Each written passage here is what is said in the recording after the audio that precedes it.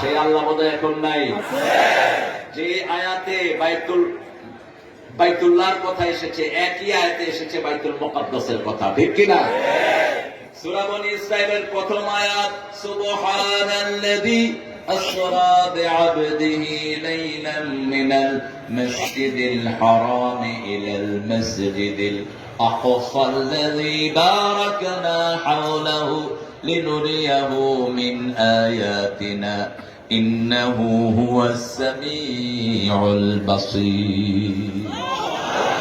একই আয়াতে ওই ঘরকে যিনি রক্ষা করেছেন এখনো তিনি আছেন, আছেন না নাই? আবার এখন পদধ্বনি হচ্ছে ঈসা আলাইহিস সালাম আসছেন।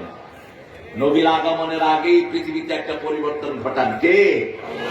ঠিক যেমনি ভাবে আব্রাহাল বাহিনীকে আবাবিল দিয়ে ধ্বংস করেছেন, তেমনি ভাবে ইহুদির বাচ্চা সহ পৃথিবীর ইসলাম বিরোধীদেরকে আল্লাহ মিশিয়ে দেওয়ার জন্য যথেষ্ট। যে কোনো সময় এই সাহায্য চলে আসতে পারে। মোসাদের যিনি সেরা, যিনি হেড, সে বলছে এত বোম্বিং